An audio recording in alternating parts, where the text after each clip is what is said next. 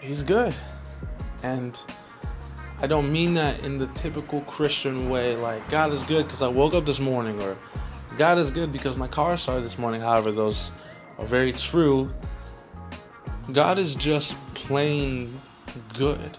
And plain, I don't mean like unextraordinary. He's extraordinary. He's extravagant. But I don't think that we truly understand what good means.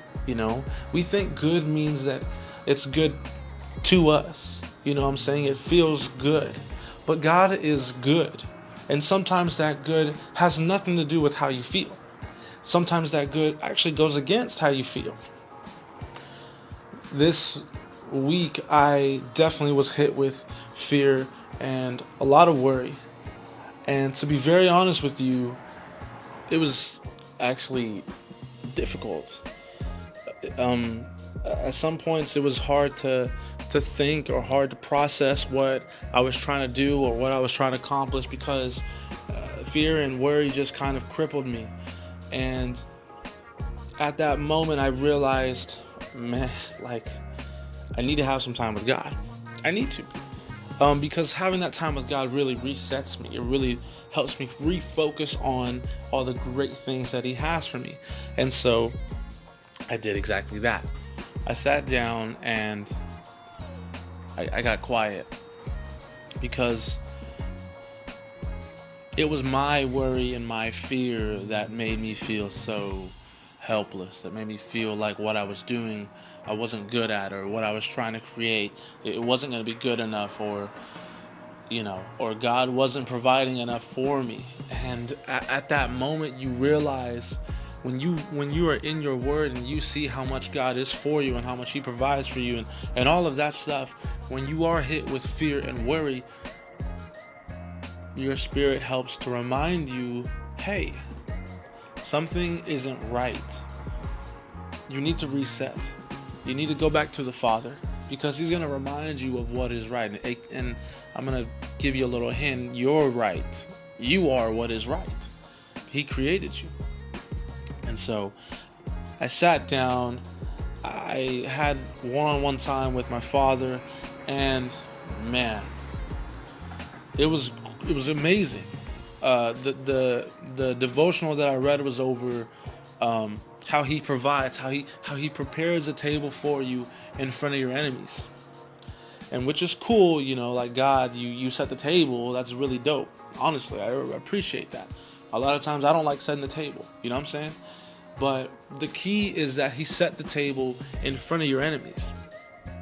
Immediately I thought of a couple people that He would have been at that table. You know what I'm saying? A couple of people that, it's so weird to say that you have enemies, but like, low-key, you got like some enemies in life. You know what I mean? You have people that, they really prey on your downfall. They don't want you to do great. They don't want you to succeed. And so it says that He prepared a table in front of my enemies. It's so easy to overlook that statement. It's so easy to just assume who your enemies are. You know what I'm saying?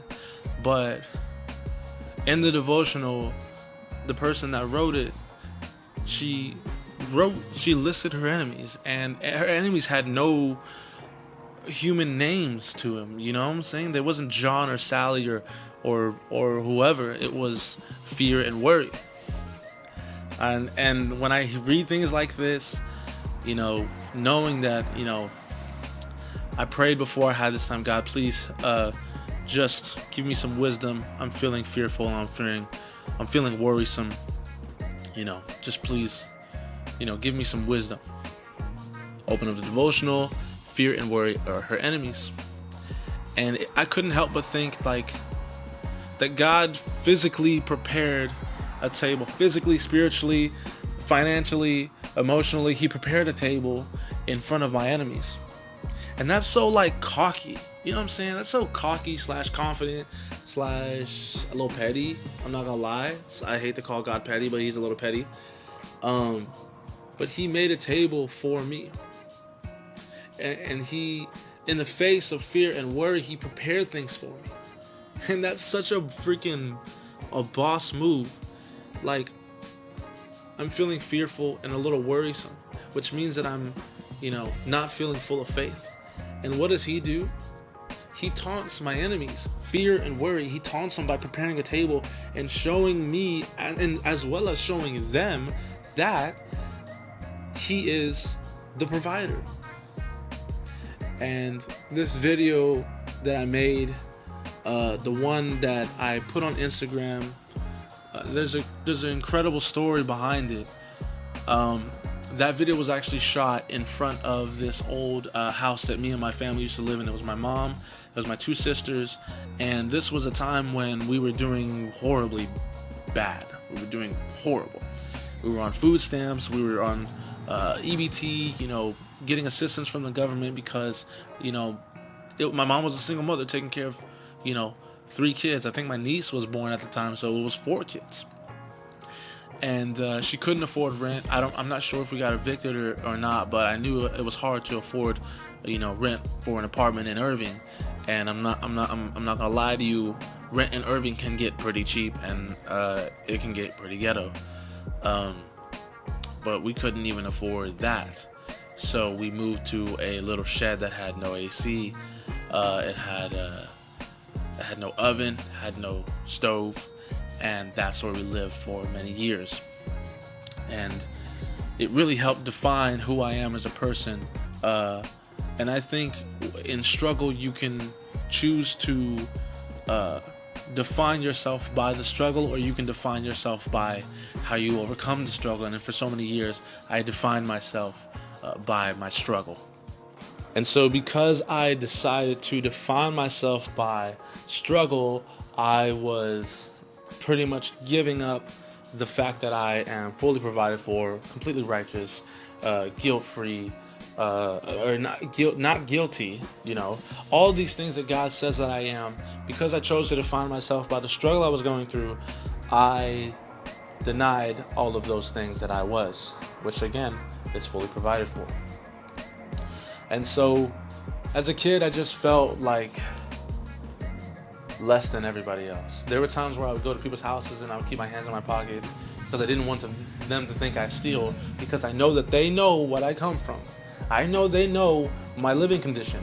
And if they know my living condition, they know that I am going to be looking for a handout or looking to take something that isn't mine. And so that's what I did for a long time. I just kept my hands in my pockets, and because they can't say I stole anything because I never took my hands out of my pockets. That was the mindset I had. At such a young age, as a kid, I felt like less than. And I started to identify with all these things that I wasn't, like a thief and a liar and, all of these horrible things. Now that I'm older, fast forward, 24 years old, about to be 25, I look back at that situation and I truly appreciate the fact that I lived in that home, because it makes me want to do better that much more, because I don't want my son or my daughter or my wife to live in that situation. And I'm not knocking my mom, you know what I'm saying? I'm not disrespecting my mom because we had to live in that situation. If anything, she helped me see that I want more for myself, and I want more for her. I want more for everybody, To come up from that struggle, I now realize that there's more out there.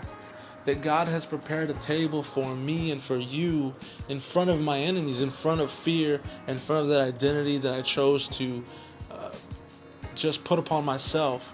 He made a table for you. And so I just want to encourage you guys this week, if there's something that you're feeling that goes against your spirit, confront that. And just know that God is a petty God, and in front of that, in front of your enemies, He prepared a table, and He literally said to them, "Yeah, I made a big meal. It's gonna be so good. Like it's the best meal I've ever made." And they're like, "Oh man, I can't wait." And as soon as He gets to the height of His detail, after explaining how incredible the meal is, by the way, He slips us in, "You're not invited.